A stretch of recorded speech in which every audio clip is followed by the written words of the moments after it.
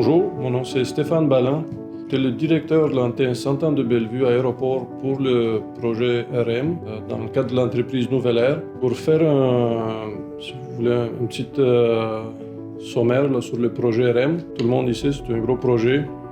C'est un projet qui va changer la face du Montréal, mais je vais m'axer plus sur la structure aérienne qu'on a développée pour l'antenne Sainte-Anne de Bellevue. On parle de 14,5 km de structure continue dans un milieu urbain très dense, point de vue réseau routier, point de vue réseau des utilités publiques. Donc, il a fallu développer un concept où la construction comme telle, où la structure comme telle impacte le moins possible les structures existantes, les réseaux urbains existants. Et qu'on a choisi un concept très simple, avec des colonnes, puis des fondations avec des caissons uniques, avec des colonnes uniques, des formes rondes, très simples. Et puis, il a fallu développer un concept pour la structure aérienne, la superstructure. Donc, on s'est dit, on veut aller chercher la meilleure expertise dans le domaine. Et comme ça, on est allé chercher sur le marché, puis le nom de Rizani-Decker, il se distingue comme l'expert dans le domaine. So, Monica, the collaboration started with the actual designer, right? And so, Stefan and I, let's say that were the two guys that were on the job originally, our first task was to direct the designer in the right direction, because again, the details are the most important part of the puzzle, and making sure that the little details get incorporated to make the product more constructible.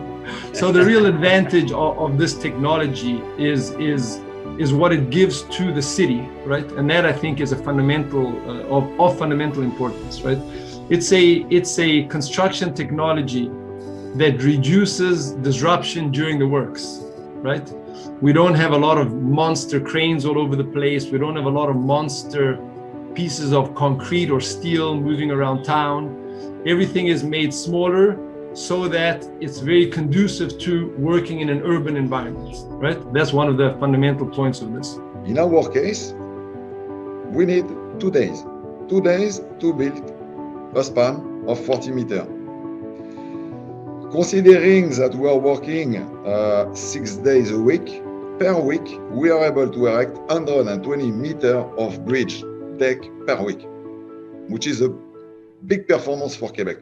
Having worked in different countries in the world, you start comparing them, and you see a different kind of maturity in the way they are able to handle complex projects. And I have to say, Quebec is a very good country for that. The level of maturity is very high.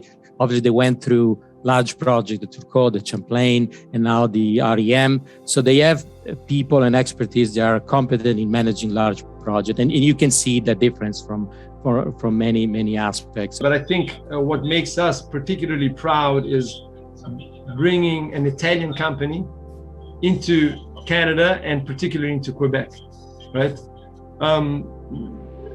We believe that Italian technology in the construction sector, and of course in other sectors such as fashion, etc., is on the cutting edge.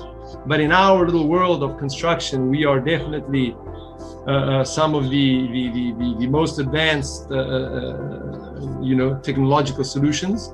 So having been received so well in Quebec, in Canada, is really what we're particularly proud of. Donc, ensemble, toute cette équipe-là, des gens passionnés, des gens qui sont dédiés à la construction, on a bâti ce concept-là. On a remarqué, même pas après, je dirais même avant la fin du première saison, la fierté des travailleurs. Si on les regarde maintenant, ils sont tellement fiers, il y a tellement un sentiment d'appartenance là, pour cette structure aérienne-là, c'est leur bébé. Ça fait que, je peux dire que j'ai conçu cette bébé-là en 2016. Là, c'est rendu, c'était adopté par tout le monde. Je suis très content de ça. Tout ce qu'on fait, on fait avec la passion pour les gens autour de nous, pour la société. Puis on est fiers. Puis le plus grand merci qu'on peut avoir, c'est de voir les gens autour de nous contents puis fiers de ce qu'on a réalisé.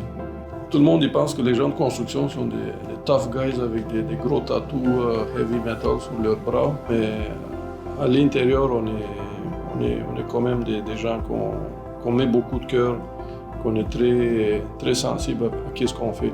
Donc, on a aussi une habitude de s'attacher après nos équipements. Et ces 2 poutres de lancement, là, ils ne font pas exception, au contraire. On était tellement fiers de ça qu'on les a baptisés. Puis on a choisi 2 noms de filles, c'est Anne et Marie. C'est pas nécessairement à hasard, c'est pas la fille, c'est pas le nom de mes filles ou le nom de fille de quelqu'un ou de la femme de quelqu'un. On est allé avec Sainte-Anne de Bellevue.